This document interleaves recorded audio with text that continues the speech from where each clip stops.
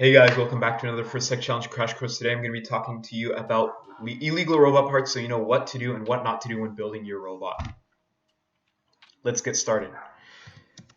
So it'd be really unfortunate if you go to a tournament and you would not be allowed to compete because your robot does not pass robot inspection. Most of these rules are basically revolving around protecting your team, the field, and the people around the field. So the first concrete rules would be that your robot cannot damage the playing field or scoring elements, as well as other robots. So you can't use, for example, high traction wheels and high grip tread because those can damage the soft tiles. You also cannot contain hazardous materials such as mercury switches, lead, or lithium polymer batteries because these can smoke and create problems, which is definitely not something that you want to see when, competing.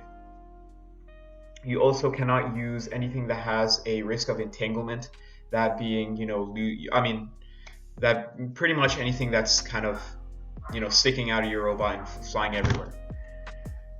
You cannot also have things that contain sharp edges or corners. When you run into another robot or the field, that can also damage the field and other robots, so you want to avoid that. It's also a safety hazard to those who are building the robot and handling it, because if your hand gets caught in a sharp corner, you can get cut, and that's not a good thing.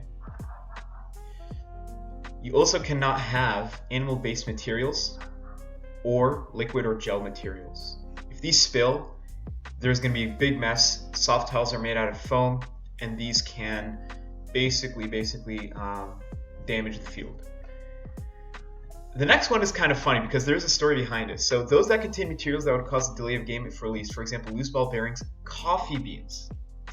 A few years ago, what happened is a team had a coffee bean mechanism that was basically coffee beans in a balloon connected to a vacuum.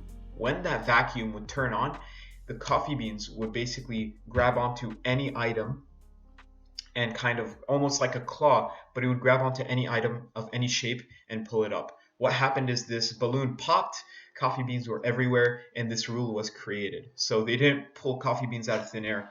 There's a story behind that. Those that are also designed to electrically ground the robot frame to the playing field. Let's avoid that so that you can pass robot inspection. You can also have closed gas devices such as a gas storage vessel, gas spring, or compressors. Now, in the First Tech Challenge, I don't know why you would need that, but things like compressors and gas springs should be avoided because if they leak, they could, for whatever reason, cause some problems. Hydraulic devices, obviously that is kind of an unfortunate thing because there are a lot of cool things you can do with hydraulic devices in a robot, but for the same reasons, these cannot be used, because if they malfunction or something goes wrong, it will not be a fun time for the team or the people around you. As well as vacuum-based mechanisms. Vacuum-based mechanisms go hand in hand with the coffee beans. We just don't want to see that again, even though it was a kind of clever design. And now the kind of final constraint you have to make sure is that your robot is 18 by 18 inches. So this is the space you have to build.